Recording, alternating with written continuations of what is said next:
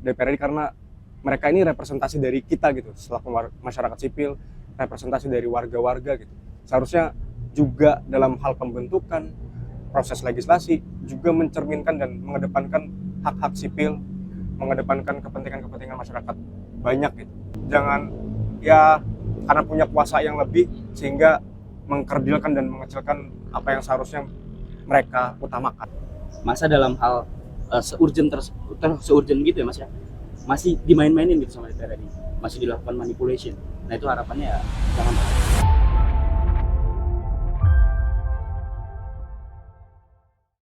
Ya, saat ini saya berada di kawasan Universitas Diponegoro Semarang.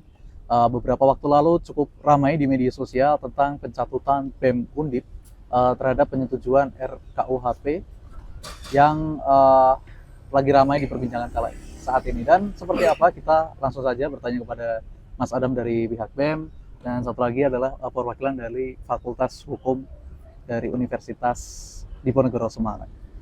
Mas Adam, bagaimana kabarnya Mas? Alhamdulillahirobbilalamin, baik. Alhamdulillah, baik-baik semua ya Mas ya. Baik. Mungkin seperti yang Mas ini tahu ya, beberapa hari lalu ini cukup ramai di media sosial tentang pencatutan BEM Undip menyetujui rancangan RKUHP. Mungkin seperti apa ini bisa dijelaskan, pertama kali mendapatkan info seperti itu gimana dan seperti apa? Oke. Sebenarnya kita kaget ya, dan itu memang nggak ada informasi apapun. Kita melihat hanya dari laman Instagram media sosial dari DPR RI, dan di situ tertera nama BEM Universitas Diponegoro gitu. Nah, itu yang menjadi keheranan karena kami belum pernah mengirimkan surat, belum pernah audiensi kepada DPR RI terkait RKUHP ini gitu. Dan memang kita dari awal tidak berniat untuk melakukan audiensi karena banyak yang dirasa masih bentuk partisipasi palsu lah. Artinya banyak yang diundang untuk audiensi, akan tetapi daftar inventarisir masalah dan permasalahan-permasalahan yang disampaikan pada saat audiensi itu tidak diakomodir, makanya kita tidak melangsungkan audiensi gitu sih. Dan kemudian ketika muncul dari itu, respon internal sendiri seperti apa Mas? Nah, tentunya terutama saya sendiri ya kecewa dan sedih sebetulnya karena sebuah lembaga legislatif gitu ya, dan lembaga negara dalam hal ini itu ada keluputan dan kesalahan gitu, apalagi dalam hal mencatutkan sebuah lembaga itu hal yang krusial dan hal yang fatal. Gitu sih paling. Dan ya kita awalnya ingin mensomasi dari DPR RI karena berkaitan dengan pencatutan nama lembaga itu, karena kemarin pun dalam hal pernyataan sikap kita sampaikan bahwa 3 kali 24 jam kalau misalkan tidak direspon, kita akan melakukan somasi kepada DPR RI. Gitu sih. Oke, mungkin tujuannya untuk somasi ini seperti apa Mas?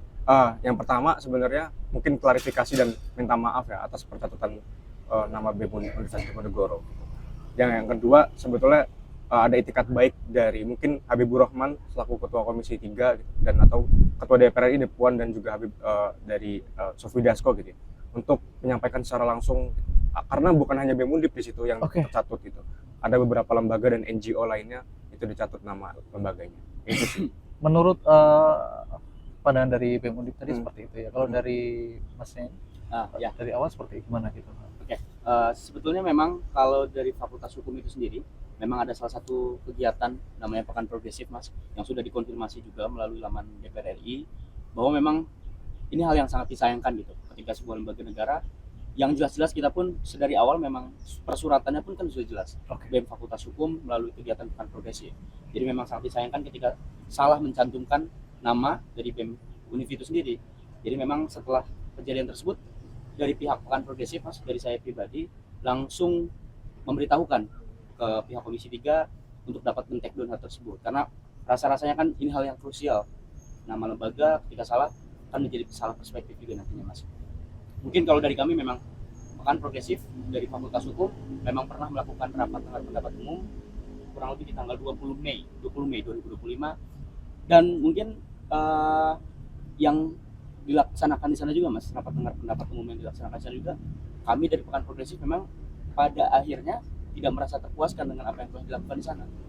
Karena kalau kita melihat dari sifat meaningful participation dari MK akan menafsirkannya bahwa right to be heard, right to be considered, dan right to be explained. Dan tiga hal tersebut rasa-rasanya dari kami pun waktu di sana menyampaikan itu tidak diberi kewenangan yang leluasa untuk dapat menyampaikan hal tersebut, gitu, Mas. Aspirasinya, bahkan terjadi penolakan yang rasa-rasanya penolakan tersebut penolakan yang krusial, gitu, Mas. Intimidasi. Jadi hal-hal yang kita sampaikan yang bersifat fundamental dari RKUHP ini sendiri dan dibatasi, Mas. Nah, itu yang menjadi kekecewaan kami. Oke. Ini kan tadi cukup ada hal yang menarik ya, ketika di sana ternyata tidak bisa diakomodir aspirasinya. Betul. Kalau dari Pekan Progresif sendiri ini kira-kira apa sih yang disampaikan kepada bapak-bapak yang ada di sana gitu loh? Oke. Kalau dari perspektif Pekan Progresif, Mas, Oke. melihat hukum acara pidana ini kan mengatur antara hubungan negara dengan warga negara, ya, Mas. Yang dimana di sini terlihat timpang kuasa kan antara negara dan warga negaranya. Tentu negara akan lebih memiliki kuasa. Nah, hal tersebut kan harus dilandasi juga dengan peraturan-peraturan di hukum acara pidana yang harusnya bisa mengakomodir hak asasi manusia dari tersangka, korban, dan lain-lain, yaitu warga negara itu sendiri. Yang kami sampaikan, Mas, fokusnya dari 21 poin rekomendasi yang kami bawakan, kurang lebih 6-7 diantaranya itu berkaitan dengan pra-peradilan. Yang kami sebut di situ sebagai hakim pemeriksa pendahuluan berdasarkan RKUHP 2012, tapi kan kembali lagi menjadi pra-peradilan. Yang di situ paradigma pra-peradilan ini masih bersifat pasif, gitu, Mas. Kita melihat bahwa paradigma dari pra-peradilan ini harus dirubah, gitu. Karena jika kita melihat secara faktual bahwa semua warga negara ini belum tentu memiliki kecakapan hukum yang sama. Oke. Belum tentu mereka tahu ada proses namanya pra-peradilan ketika mereka dilakukan upaya paksa, penangkapan yang tidak adil untuk mereka, dan mereka tahu bahwa ada proses pra-peradilan. Nah, maka kita mendorong pra-peradilan. Namun yang sangat disayangkan, waktu itu Pak Habib sendiri langsung Ketua Komisi 3 yang menjawab hal tersebut, jawabannya bukan jawaban yang bersifat substansial, gitu, Mas. Jawabannya hanya bersifat political will. Jadi menurut Pak Habib pada saat itu yang menjadi pembatas dan penghalang proses RKUHP ini dari 2012 ini ya berkaitan dengan HPP ini. Jadi artinya menurut Pak Habib persoalan ini nggak perlu terlalu diribetkan dan nggak perlu jadi pembahasan. Yang penting kita sahkan aja RKUHP dulu. Itu jawaban yang sangat disayangkan dari pihak Pekan Progresif. Makanya dari kami Pekan Progresif itu sangat menolak RKUHP yang sekarang sudah disahkan karena memang tidak sesuai dengan apa yang kami sampaikan juga, Mas. Berarti seolah-olah itu diskusi pada saat itu hanya sebatas apa ya? Sebatas seremonial mungkin ya, Betul. bisa dibilang seperti itu ya. Betul. Oke. Dan tadi sempat dikatakan bahwa dari pihak Pekan Progresif juga dapat intimidasi.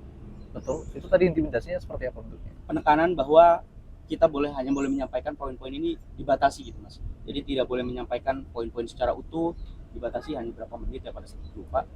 Ya, yang pada akhirnya kita pun merasa terbatas untuk dapat menyampaikan poin-poin yang kami bawakan secara komprehensif. Nah, itulah yang dimaksud right to explain yang kami tidak rasakan sama sekali, Mas. Oke. Di situ mungkin ada beberapa dari organisasi yang ikut hadir dan merasakan hal yang sama atau seperti apa gitu. Kebetulan pada saat itu berbarengan dengan Komnas Disabilitas, Mas. Oke, betul. Dan rasa-rasanya pun sama ya, dari Komnas Disabilitas pun pada saat itu dibatasi untuk penyampaiannya. Nah, inilah yang kami maksud meaningful participation yang mana yang dimaksud oleh DPR RI pada hari ini.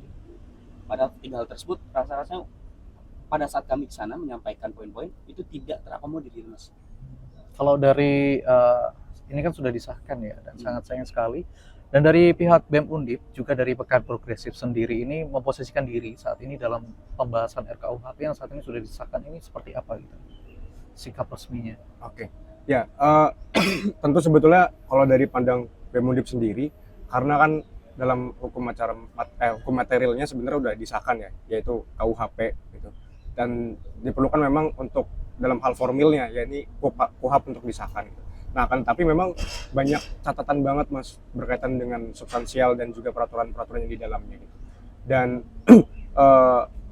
aku rasa sebenarnya sikapnya dan disahkannya RKUHP ini gitu ya, malah memperlambat reformasi kepolisian, reformasi Polri gitu. Karena banyak kewenangan-kewenangan yang diperluas bahkan dan berpotensi untuk ya terjadinya penyelewengan dan lain sebagainya. Makanya kita bersikap untuk menolak adanya disahkan RKUHP ini gitu ya.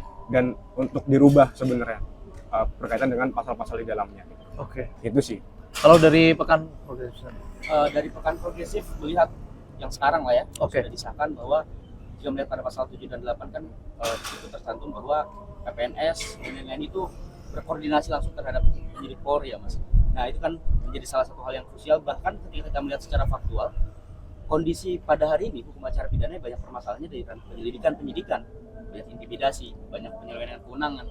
Tetapi pada faktanya pada hari ini kepolisian malah diberi wewenang yang lebih leluasa lagi untuk menjalankan hal tersebut, yang dimana kontrol untuk kepolisian ini menjadi semakin sulit, semakin overpower.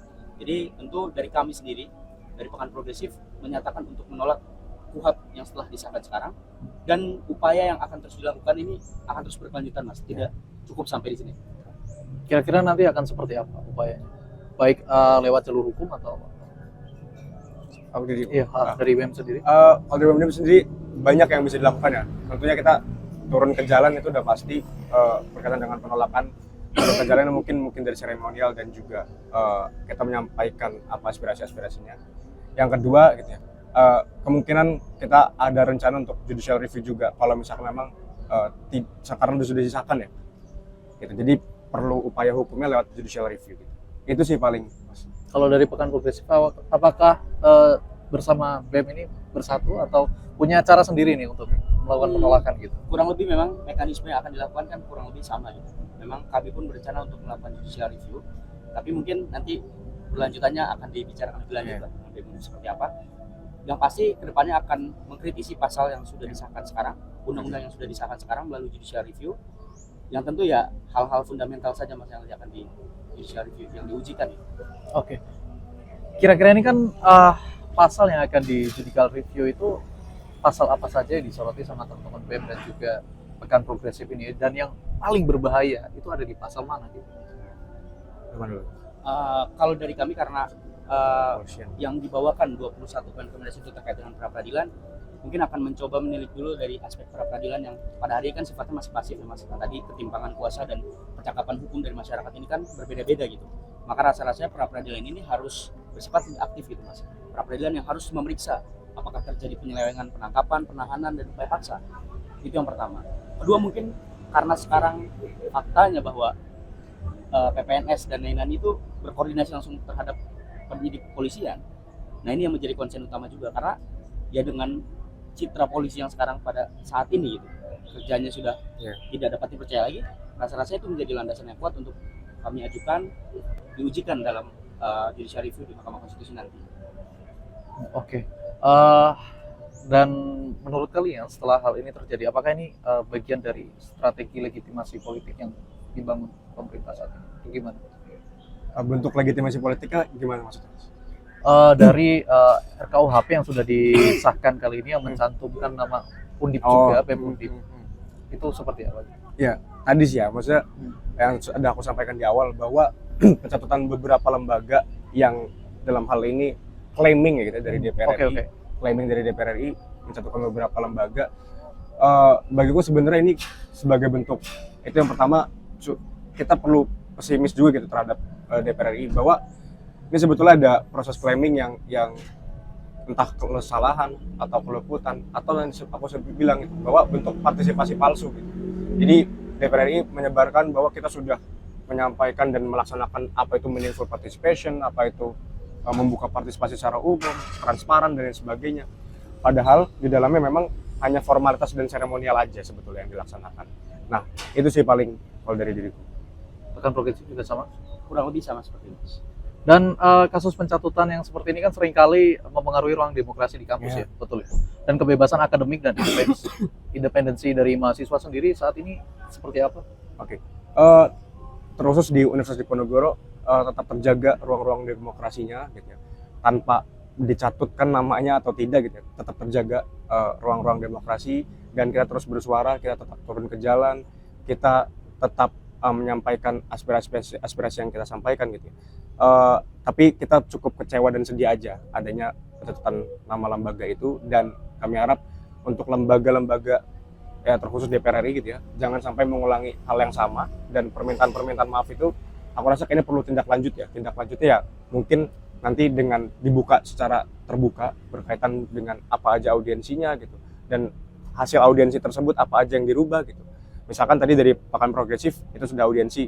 Nah, apa yang sudah dirubah dari pasal-pasal tersebut pasca Pekan Progresif audiensi. Jadi sikap pesimis kita terhadap DPR RI bahwa hanya sebagai formalitas dan seremonial aja itu bisa digugurkan gitu.